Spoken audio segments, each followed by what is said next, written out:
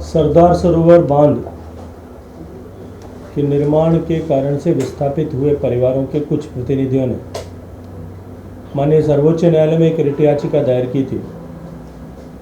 इस रिट याचिका का निस्तारण करते हुए माननीय सर्वोच्च न्यायालय ने 24 अक्टूबर 2019 को आदेश किया था कि याचिकाकर्ता एक representation review committee of NCA Narmada control authority उनके सामने प्रस्तुत अपनी पिटीशन दायर करें और अपने उनके रिप्रेजेंटेशन पर रिव्यू कमेटी ऑफ NCA निर्णय करें और निर्णय करके उनकी पिटीशन का निस्तारण करें। याचिकाकर्ताओं के वकील ने 16 दिसंबर 2019 को अपना रिप्रेजेंटेशन प्रस्तुत किया था, जिसको हमने 20 दिसंबर को राज्यों को उनके कमेंट्स के लिए भिजवा दिया था। राज्यों द्वारा कमेंट्स प्राप्त होने के बाद मार्च 2020 में बैठक तय की गई थी, लेकिन मध्य प्रदेश सरकार ने आग्रह किया था इस बैठक को एक बार कुछ दिनों के लिए पोस्टपोन किया जाए और आगामी तिथि कुछ दिन बाद की तय की जाए। लेकिन दुर्भाग्य से वैश्विक आपदा कोरोना के आ जाने के बाद में वो मीटिंग तय नहीं हो पाई और ये निर्णय किया गया कि अब फिजिकली बैठक करना संभव नहीं है, क्योंकि इस बैठक में भारत सरकार के माननीय वन एवं पर्यावरण मंत्री सदस्य होते हैं। गुजरात, राजस्थान, महाराष्ट्र और मध्य प्रदेश चारों स्टेक होल्डर स्टेट्स के मुख्यमंत्री इसमें सदस्य के नाते उपस्थित रहते हैं। मुख्यमंत्री या स्वयं उपस्थित रहें, अपने प्रतिनिधि को नामित कर सकते हैं जो उसमें आकर के उनकी जगह उस मीटिंग में बात करे, और इसलिए फिजिकली ये मीटिंग करना संभव नहीं दिखाई दे रहा था। इसलिए आज जो है वर्चुअली इस मीटिंग को ऑर्गेनाइज किया गया। मीटिंग में आदरणीय जावड़ेकर साहब, वन एवं पर्यावरण मंत्री भारत सरकार उपस्थित थे। महाराष्ट्र के मुख्यमंत्री आदरणीय उद्धव ठाकरे साहब, गुजरात के माननीय मुख्यमंत्री आदरणीय विजय रूपानी साहब, मध्य प्रदेश और राजस्थान दोनों के जल संसाधन मंत्री अपने मुख्यमंत्री के नामित प्रतिनिधि के रूप में उपस्थित रहे। बैठक में जो 4 विषय प्रतिविस्थापितों के प्रतिवेदन या याचिकाकर्ताओं के वकील के प्रतिवेदन में लिखे गए थे, उन पर विचार विमर्श हुआ।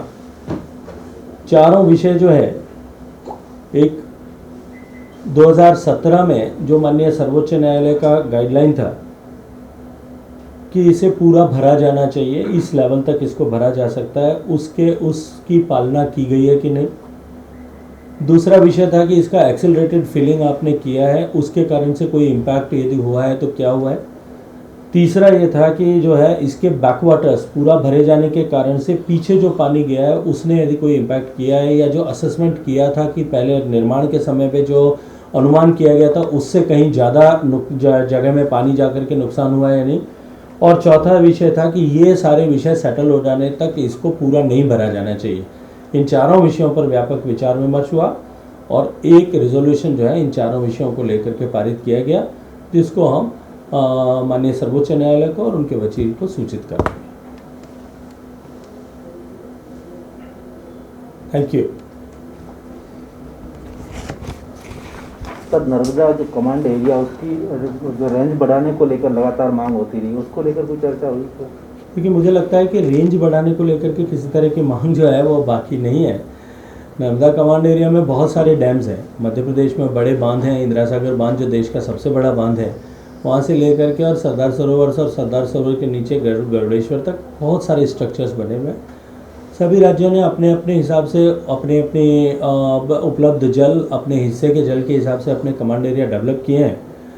लेकिन निश्चित ही इस समय में मैं ये बात आग्रहपूर्वक आप सबके माध्यम से कहना चाहूँगा कि जितना पानी जिस राज्य के हिस्से में आया उस पानी से अधिकतम उपयोग हम किस तरह से कर सकते हैं। माननीय प्रधानमंत्री जो बात कहते हैं कि हमको पर ड्रॉप मोर क्रॉप की दिशा में काम करना चाहिए, हम स्मार्ट इरिगेशन सिस्टम्स कैसे डेवलप कर सकते हैं ताकि उसी हिस्से के पानी से ज़्यादा रकबे में सिंचाई की जा सकती है, ज़्यादा किसानों को फ़ायदा हो सके। इस दिशा में भारत सरकार योजना के माध्यम से राज्य सरकारों को असिस्टेंस प्रोवाइड करती है, उनको सहयोग करती है और राज्य सरकारों से भी हम अपेक्षा करते हैं कि वो तेज़ी से इसमें काम करें ताकि हम हर एक बूंद का पानी का अधिकतम उपयोग करते हुए अपनी वाटर की प्रोडक्टिविटी को इंक्रीज कर सकें और आने वाले समय में देश को जो है जल संसाधनों पर जो दबाव बढ़ रहा है उसको कम कर सकें. So can you throw some light on the resolution that you mentioned, sir, which was passed? So these 4 issues what I have stated, Okay. उन चारों विषयों पर हमने बात की है और उन चारों विषयों पर हमने जो मिल करके इस चारों जो है रेजोल्यूशन पास किया है कि दैट इन चारों विषयों पर डिस्कशन हो गया है. फीलिंग का कोई एडवर्स इम्पैक्ट नहीं हुआ है, उसको असेस कर लिया गया है. जो बैकवाटर्स हैं उसको हमने भास्कराचार्य स्पेस इंस्टीट्यूट जो है उसने उसको स्टडी करके रिपोर्ट दे दिया है कि जो अनुमान किया गया था उससे कुछ कम हिस्सा ही सबमर्ज हुआ है, उससे ज़्यादा हिस्से में सबमर्जेंस नहीं हुआ है. और इसके अतिरिक्त जो विषय थे कि जो है इसको पूरा भरा जाना चाहिए या नहीं भरा जाना चाहिए, तो वो तो अब 2 बार पिछले साल भी भर गया था, इस साल भी भर गया था. मुझे लगता है कि वो विषय तो अब समाप्त हो चुका है. इन सारे विषयों पे बात करके हमने रिजॉल्व किया.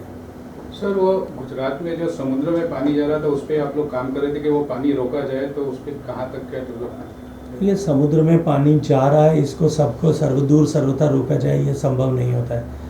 अल्टीमेटली नदी की अपना जीवन है, नदी को हम रोक के बांध नहीं सकते. नदी में के पानी का केवल हम अकेले अधिकारी नहीं हैं.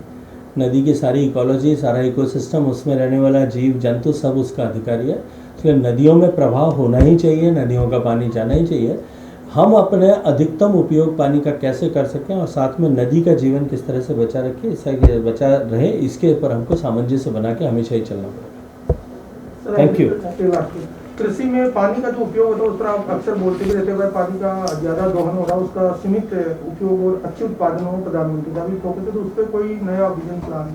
मैंने ऐसा जैसा आपको निवेदन किया कि हम राज्य सरकारों को आग्रह करके, क्योंकि कृषि और जल दोनों राज्य सरकारों का विषय है, हम उनसे लगातार आग्रह करते हैं, उनको संसाधन उपलब्ध कराने में सहयोग करते हैं और साथ ही साथ में उनको तकनीकी सहयोग भी प्रोवाइड करते हैं ताकि राज्य सरकारें इस दिशा में और अधिक तेज़ी से काम करें और हमारी वाटर प्रोडक्टिविटी जो हमारे लिए निश्चित रूप से चिंता का विषय है. और क्योंकि हमारे जल संसाधनों पर जिस तरह से दबाव बढ़ रहा है, पॉपुलेशन बढ़ने के कारण बढ़ रहा है, हमारी क्लाइमेट चेंज के कारण से बढ़ रहा है, हम उस सब को मीट आउट करने के लिए आने वाले समय में देश को जल समृद्ध बना सकें. तो क्योंकि जल का सबसे बड़ा उपभोग जो है वो सिंचाई में होता है, इसलिए उस दिशा में काम किए जा रहे हैं और राज्यों को भी और तेज़ गति से काम करने की आवश्यकता है.